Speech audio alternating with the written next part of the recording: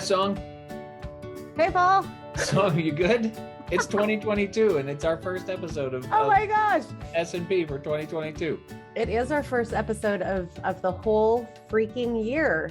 I'm actually kind of tired already, and we're only 13 days into this. But that's because we had such an amazing NAI 2021 in Palm Springs, and it was so much fun. But it's a lot of energy, right? Like it's a whole it's a whole ball of energy, spending all that time and work and building up to this thing that is so much fun and so engaging and so important for us as an organization and for our members. Yep. Come down a little bit after that, right? And so now we're going to start amping back up, and we're going to start building up to 2022 in Cleveland. And that seems like a long way away, but that's sort of the ebb and flow of our year. So it's all right. These are the shortest days of the year. It's okay to be a little bit tired, but we're going to get going. We're going to start and counting down to Interpretation Rocks in Cleveland. And that's going to be fun. Thank you for the pep talk, Paul. No. Woo! Woo! All right. Paul has had his coffee this morning, everyone, and you're welcome for that. I'm Song. I am your NAI events and engagement manager. And as always with me is the hyped up coffee, caffeinated Paul Caputo. I am rally team captain, Paul Caputo, deputy director, fired up for Cleveland, fired up for 2022. We got a lot of exciting things going on with NAI this year. And so yeah, how could you not be fired up? This is true. Well, first things first, we do have a fun guest today. I met her in person for the first time, like almost everybody else there in Palm Springs. She is just super fun, spunky, an award recipient. Yeah, she's our outstanding new interpreter. And she likes bugs. Yeah, and being a nature interpreter, you often find her outstanding in the field. But should we bring Sarah in? Let's bring Sarah in. Is here. Oh, all right. Well, welcome, Sarah, to S&P. How are you? I'm great. How are you? Doing so good. You recently took a very long road trip to Florida. How was that? It was so nice and so much warmer than Cincinnati. Well, and the last time we three were all in the same place was in Palm Springs for the NAI conference. So, I think we're getting used to warm temperatures. Yeah, I think I just need to keep driving south every couple months. Right, I need some vitamin D up in here. Right. For reals. So Sarah, you are the outreach manager for the Great Parks Nature Center, right, at the summit in Hamilton County, for Hamilton County Parks in Cincinnati. Yes. Awesome. And how long have you been in your role as outreach manager? It's almost been 3 years. So it's coming up there. It feels very stretched out just because of everything going on. But we started summer of 2019. I want to jump right into this because you're our outstanding new interpreter, and NAI folks will know you from presentations that you've done in various settings for NAI on insects. We have an issue of Legacy Magazine coming up, which is all about interpreting insects. So how did you become known as the Bug Lady? I studied entomology when I was an undergrad, and I've always been interested in bugs my whole life. But the first park I ever worked at, they didn't have any insects programs. So I started making those, and I started doing insect cooking programs for them. And that was the first time I was on the news specifically for bugs. And it would be wild because I'd be in the grocery store and someone would be like, oh my gosh, it's the girl who ate the crickets on live TV. And it was a big thing, right?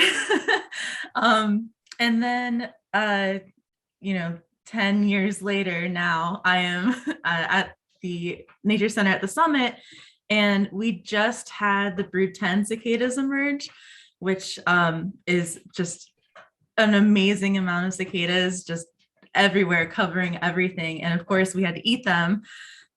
So I was one of the people that like news outlets went to interview about cicadas. My current research is in cicadas, specifically the brood 10. And we, like the summer camp that I was leading, I had about 60 kids eat them this past summer. So that was a triumph. But I don't just do like just eating bugs, but it's definitely one of my favorite topics to teach about. Do you have like a favorite bug recipe? I try so many different things. The one that I just did a program on this past weekend, I made these biscuits, like a savory scone biscuit out of silkworm larvae and chives, and I still have like parsley in my garden and garlic, so it's just like a really nice savory. I have them right here, so I can show you what they look like. But they're just like a layered biscuit. Yeah, and looks like a regular biscuit. Yeah, it little extra protein in there. Exactly. Yeah. So it's just savory. But I think after all of that, people tend to recognize me as the person they can go to for insect questions. And I love doing insect programs. So it's great for me. Very cool. So since Paul bugs me, can you help me with that? Come on. Well, that's a better joke than the one I was going to tell about when you said you were an entomologist. I was going to ask if people are always asking you what the origins of certain words are. Oh my gosh. Just stop. Just stop. Also, my optimist says I don't need glasses. And that's the end of our show, ladies and gentlemen. Bye, everybody. I don't know if I should be laughing or not.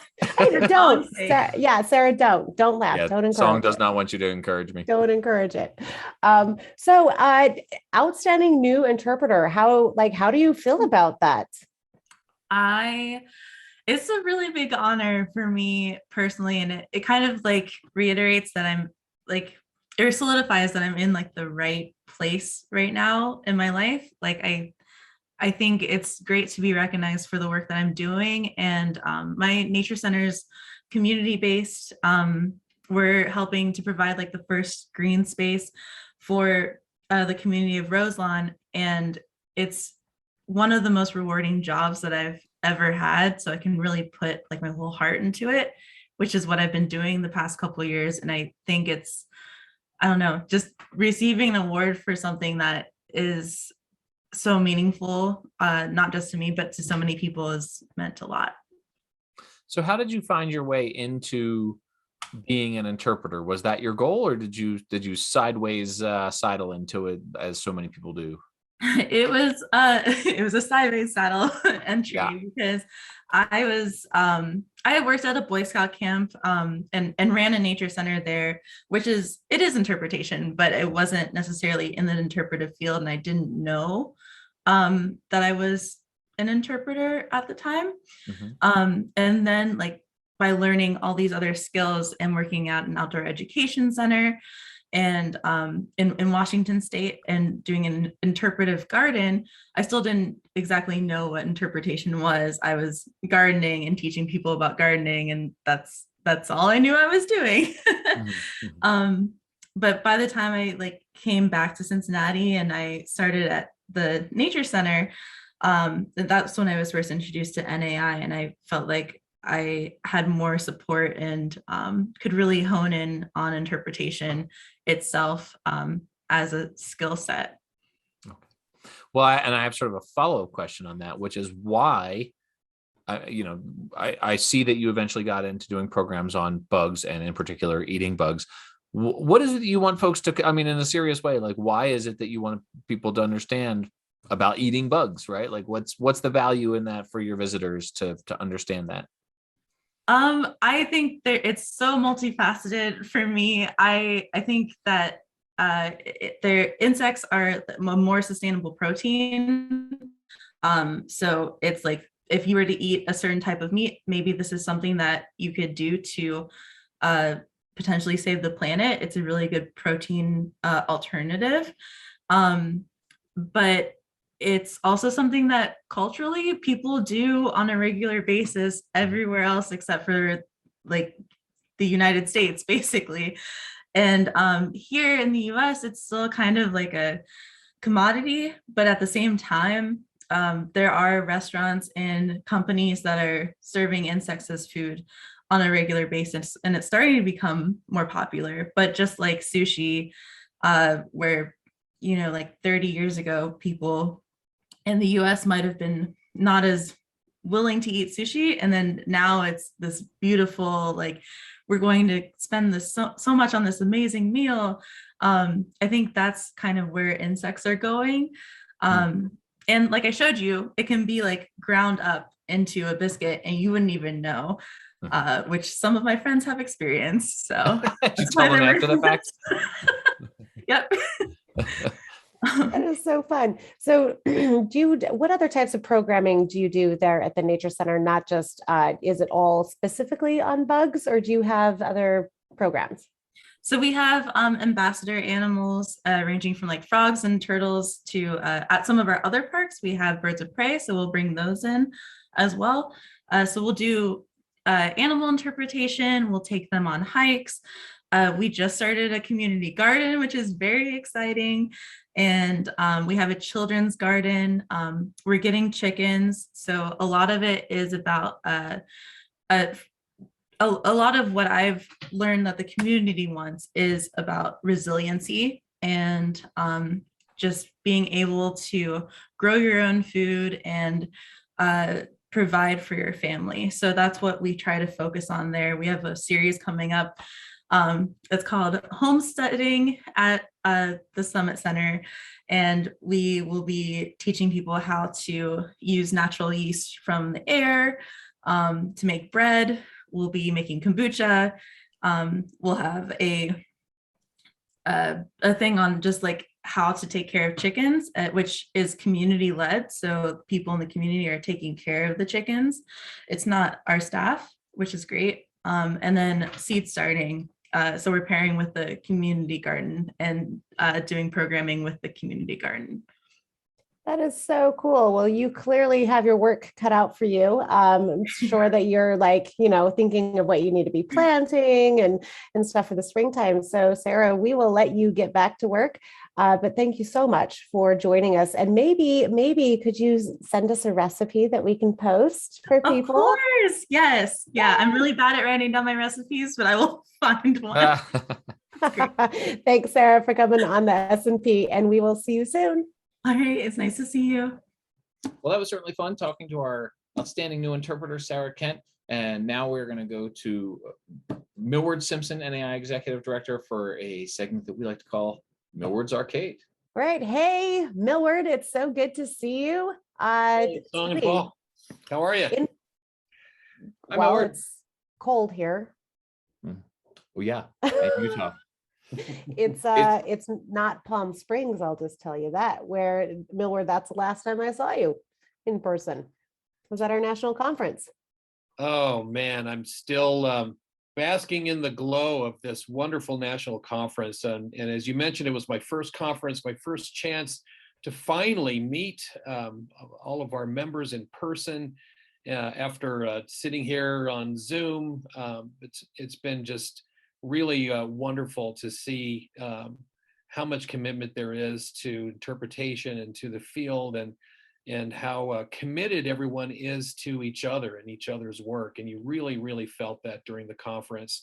So how can you come out of a conference like that and not feel energized and excited for the new year? Well, it's January 13, which means it is now 6 days past the last legally acceptable utterance of Happy New Year. But this is the first episode of S&P in 2022. So we will ask you, what are you excited about for 2022 and NAI? Well, first of all, thank you for giving me a pass on that Happy New Year's foul. No, I didn't say Happy New Year. No, I asked what you were excited about for 2022. It's legally unacceptable now. I would have to call the police if you said Happy New Year on January 13th. Ah, Well, that would be a spectacle, wouldn't it? As long as you captured it on your camera, maybe we could actually make some PR hay out of it. So Happy New Year, Paul. How about that? Oh my gosh. What am I excited about? I'm always excited, but I'll tell you, riding the wave of energy and excitement and enthusiasm, hope, momentum out of the conference. There's a lot of things that I'm excited about. We've been putting a lot of focus in our strategic plan on leadership. It's going to be a major part of Cleveland Rocks. And something that just happened this week that I'm excited about is Tom Moffitt's new Leadership Institute. It's this, I believe it's a 6-week long course. It was sold out, so we know there's a lot of need for it. And I'm very much looking forward to talking to Tom afterwards. We chatted at the conference, and I know he was excited about it. But here's one way that we are working on advancing that part of our strategic plan and helping build leadership within our membership. So I'm excited about that. I'm excited that, believe it or not, the annual spring workshops are around the corner.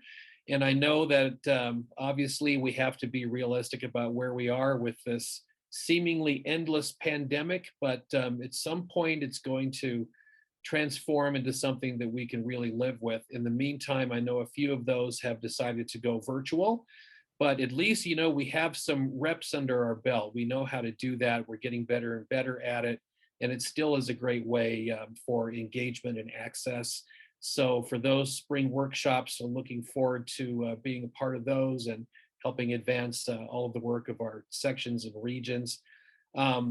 Following up with all the positive energy from our focus on justice, equity, diversity, inclusion, accessibility during the conference, boy, there was a lot of great energy around that, a lot of great ideas.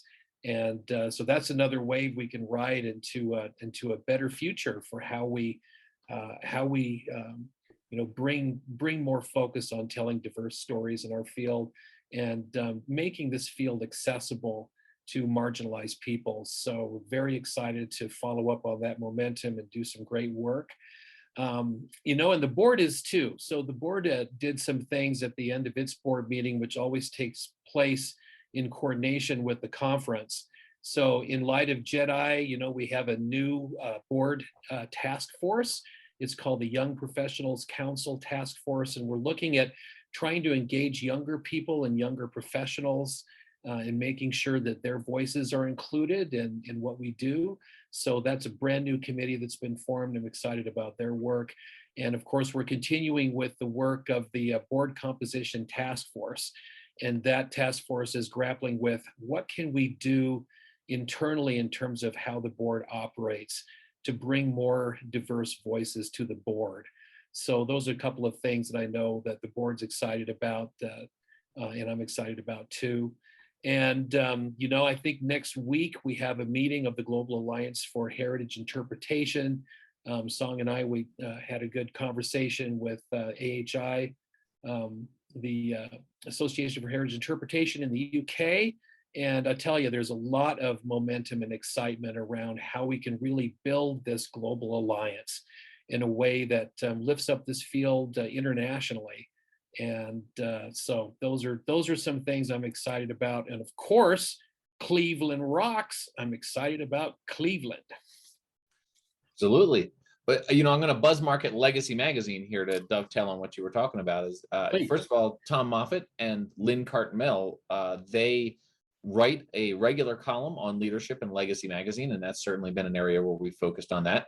And then speaking of the focus on JEDI, the next 5 issues of Legacy Magazine will focus, starting with March, April 2022, on, in this order, justice, equity, diversity, accessibility, and inclusion. So we will be heavily focused on those arenas as they pertain to interpretation in Legacy Magazine. After, of course, this January, February issue on interpreting insects that we just spoke to Sarah about. And which I'm also very excited about. And I guess I would mention, we built into the budget this year an opportunity for us to really up our game in terms of how we provide networking services and mentorship possibilities for our members. So, we're in a situation right now where we're going to be looking at rehiring a currently vacant position with Kathy having gone to CSU, the Colorado State University. So right now we're trying to figure out what's the best way to roll out some of these new platforms in a way that's that allows us to have the resources to do it. So it may take a little bit longer than we were hoping, but we are going to be launching the higher logic system as well as the learning management system, which is going to really up our game with our certification and training program. So those are a couple of things I'd add to my list. No, we better cut you off, Millward. You'll just keep going. We've got so much fun stuff happening in the year 2022. But Milward, let's close out your segment with, as always, a song. What would your anthem be for 2022? Can we automatically discount Cleveland Rocks since that's the obvious choice? Yes, does not count. Here's an oldie but goodie. It was first released by the Hollies. The Osmonds. My wife really likes the Osmonds version of this because she was in the Osmonds fan club. That gives you an idea. You obviously need to come to Utah. I've got Donnie's phone. Do you want me to call Donnie? I can call him right now. But thinking about how we need to lift each other up in these challenging times and our field in the ways that we support each other. I love that song. He ain't heavy, he's my brother. And that's what it's about. It's about everybody taking care of each other. And so there's a song, an oldie but goodie that's in my head today. Very nice. I would have picked Eye of the Tiger because in just a couple weeks, Chinese New Year is around the corner, and this year is the year of the tiger. So that fits in with the Cleveland Rocks, doesn't it? It's a thrill of the fight. That one definitely rocks. And Paul, what They Might Be Giant song would you nominate for? Actually, this time I'm gonna go with Stonehenge by Spinal Tap. The Druids of Stonehenge. Because in Spinal Tap, they very famously come running out on what they think is the stage, and it turns out to be a utility room, and they're yelling, "Hello, Cleveland!" So I'm going to spend the whole year thinking of Spinal Tap yelling, "Hello, Cleveland." All right. Well, on that note, everybody, thank you again for joining us on another episode of S&P, and we will see you next time. Take care, Song. Take care, Paul. Bye, everybody.